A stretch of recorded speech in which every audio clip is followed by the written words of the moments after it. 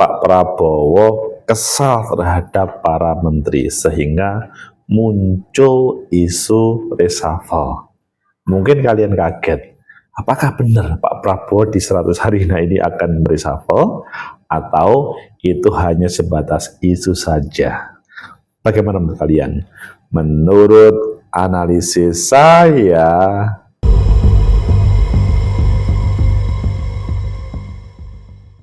Assalamualaikum warahmatullahi wabarakatuh. Salam sejahtera untuk kita semua. Pecinta masa depan negeri, tegakkan kebenaran, lawan ketidakadilan. Reshuffle kabinet itu adalah hal yang biasa dilakukan seorang presiden, apalagi di hari mengharapkan keseriusan. Contoh 100 hari kerja di pertama kepresidenan itu selalu terjadi. Dulu di zaman Pak Jokowi juga terjadi. Ini ada isu-isu yang kelihatannya Pak Prabowo ingin mereshuffle-nya. Katanya itu adalah kekesalan. Betulkah itu? Ayo kita baca di beberapa media. Selanjutnya nanti kita kupas seperti apa yang sebenarnya dan bagaimana solusinya.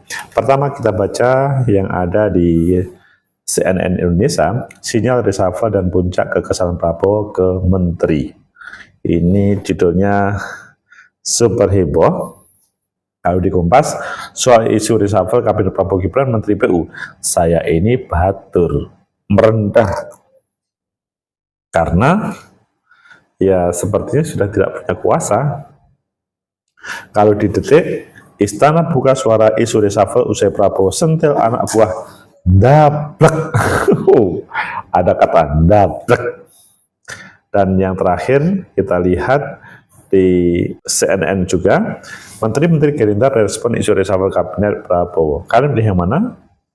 Oke, kita gabungkan semuanya dan nanti kita menjadi sesuatu. Pertama kita baca di CNN Indonesia, sinyal reshuffle dan puncak kekesalan Prabowo ke menteri.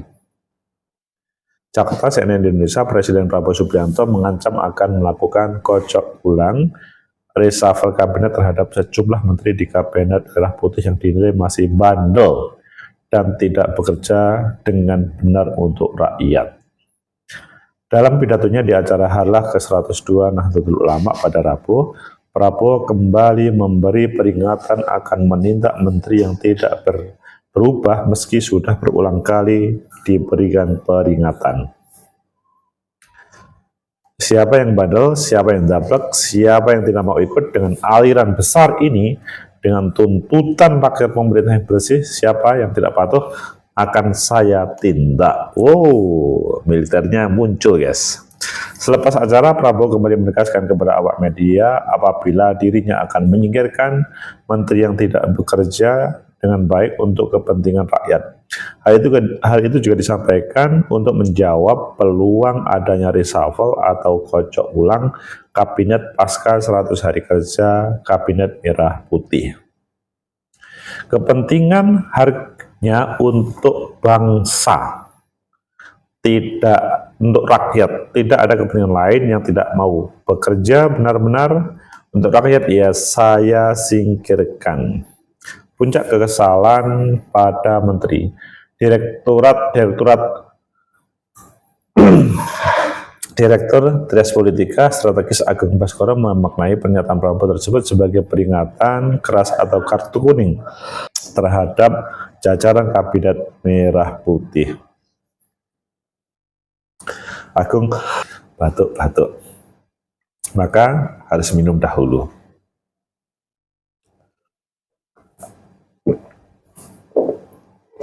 Agung menilai pernyataan tersebut bukan tidak mungkin memang sengaja disampaikan Prabowo sebagai puncak kekesalannya kepada para menteri yang kerap bermasalah.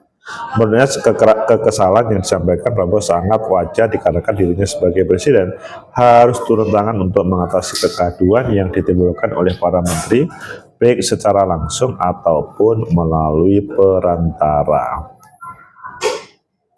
Di sisi lain, Agung turut menyoroti momen menyampaikan peringatan yang dilakukan Prabowo dalam acara Harlah NU. Menurutnya hal itu dapat dimaknai bahwa Presiden ikut bersama dengan publik yang merasa kecewa dengan kinerja kabinet merah putih.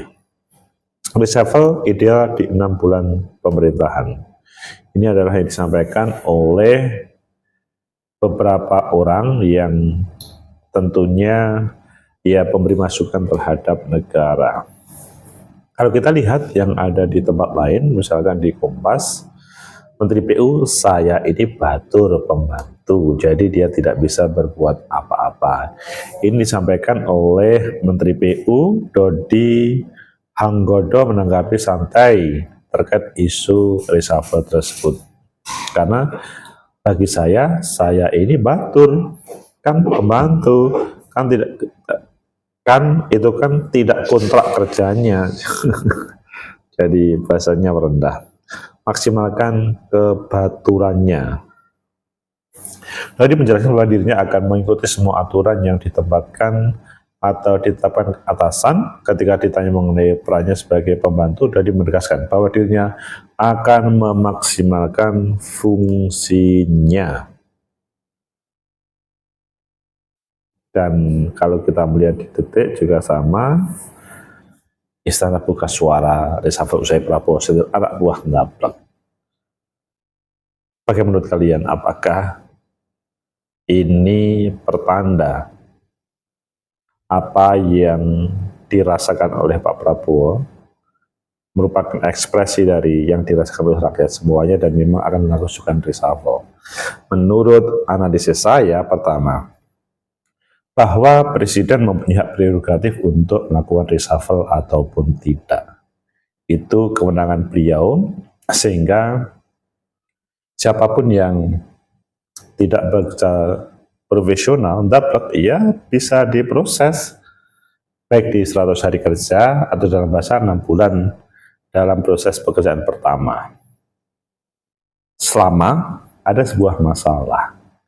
Jadi, hak prerogatif Presiden adalah mengatur, menyusun, membentuk, melantik, mencopot para menteri semuanya kalau ada yang tidak cocok. Sehingga ketika ada hal itu, ketika ada isu reshuffle, sebetulnya publik itu hal biasa, karena setiap presiden melaksanakan reshuffle ini khususnya di taruhlah 3 bulan atau 6 bulan awal. Karena pada waktu proses pembentukan itu tidak semuanya satu sinergi dengan sang presiden.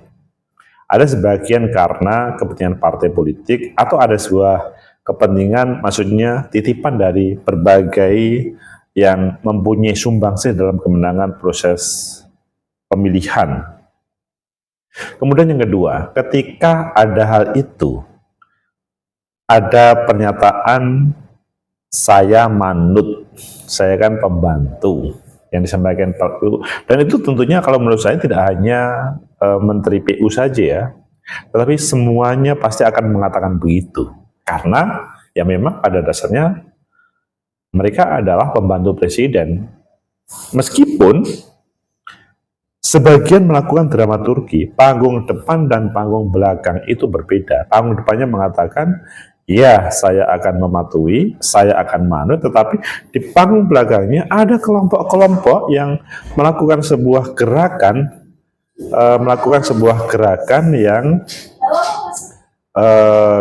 yang bagaimana dia mempertahankan terkait dengan jabatannya.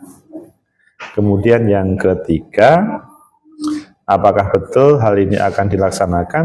Kalau menurut saya ini pasti akan dilaksanakan, tetapi nunggu terkait dengan momentum yang tepat dengan bagaimana evaluasi yang dilakukan oleh Pak Prabowo terhadap semua menterinya. Khususnya para menteri di 100 hari ini, siapa yang tidak pro terhadap rakyat, atau program-programnya kontra terhadap kepentingan rakyat, atau bahkan memberi citra jelek, mencoreng Pak Prabowo, maka peluang untuk di-reshuffle. Pecinta masa depan negeri, tegakkan kebenaran, lawan ketidakadilan. Pasti semuanya akan mendukung Presiden untuk melakukan reshuffle dengan catatan terhadap menteri-menteri yang tidak pro kebaikan, tidak pro rakyat. Tetapi kalau ada sebuah kepentingan yang sangat pribadional, pasti rakyat akan melawannya. Kita tunggu aja bagaimana perkembangannya, tetapi reshuffle itu adalah sebuah keniscayaan karena untuk kebaikan negeri ini. Semoga bermanfaat. Like, subscribe, comment, and share. Sampai jumpa.